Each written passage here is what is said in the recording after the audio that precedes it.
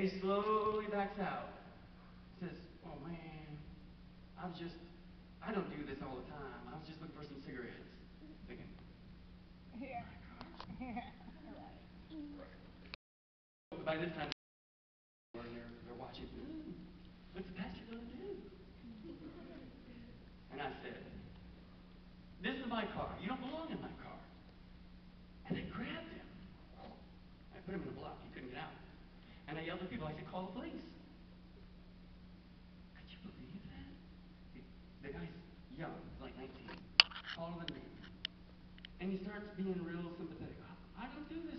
Please, please. And he wanted loose. And I'm thinking, wait a minute. It was my car you were in. And then I said to him, I said, this is a church. He said, if you need help, the door's right there.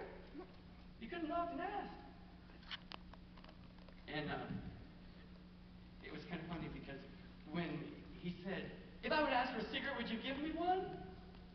And one of the ladies that was inside smokes. And she said, she said, I would have given you one. That didn't help his attitude very much. Because he was caught. So I held. And then I was holding him in a pretty good hold. And, sometimes he get loose. And then one time he really tried to get loose. So I turned to the guy and I said, one of the guys stand there. They're all standing there watching me. You got it under control, Pastor. I said, I'll work out. I got my guns. Come on, kid.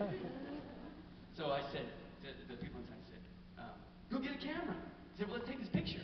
If he gets away, we'll know who he is. And the kid mocks me. Get a camera.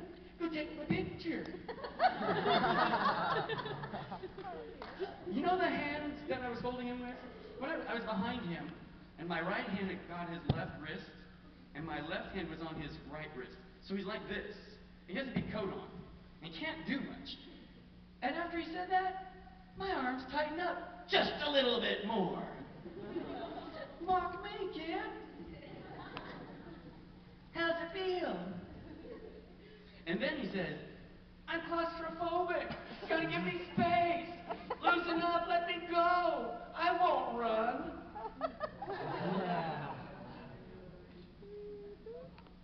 And it was snowing.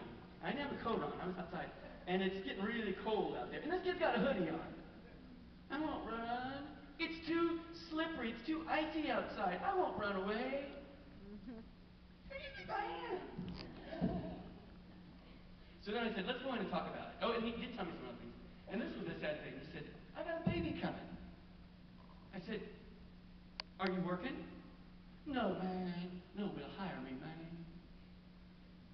So you should have thought about that before you broke into my car. And the other car. So I said, let's go inside. I said, and I just kept talking to him. And he said, they're going to arrest me. And I said, no, I don't know what they're going to do. And he said, yeah, they will. And I said, why? He said, because I got other counts against me. Oh.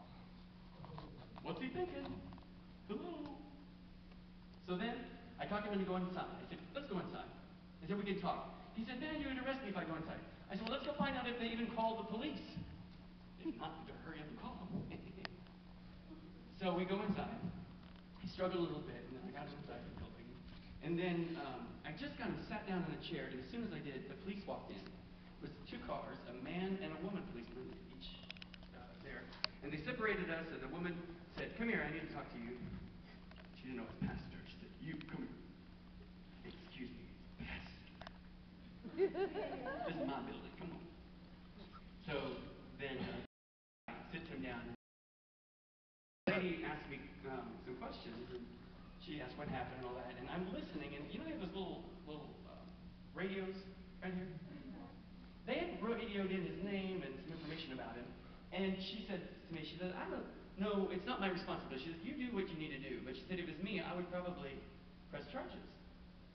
About that time, it came over on the little radio that he had been arrested 4 times, and every time got off on probation.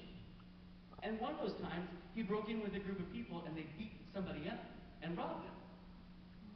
And he got away with probation.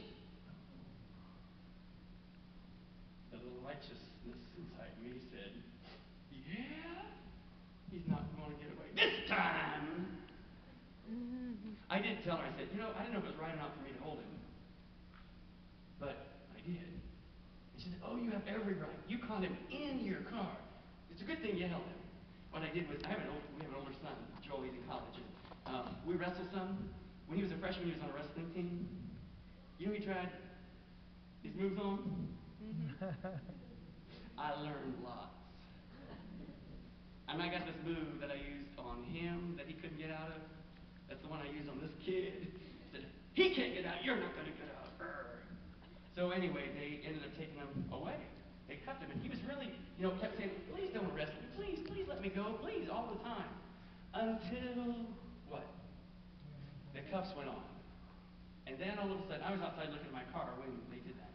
And he told the policewoman where she could go, how she could get there, the quickest way she could get there.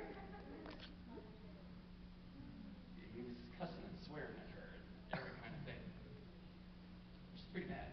So they went ahead and put him in the police car, and as they did, the man, I turned to the policeman and I said, what would you do? I love this. He said, I used to be a youth pastor. He said, I would have no problem throwing the book at this kid. So I thought, okay. Now, will righteousness prevail? I hope. I got a letter in the mail, about the case, and they had my name wrong. Called me Mark. Mark's not a bad name, but it's not my name. Kirk.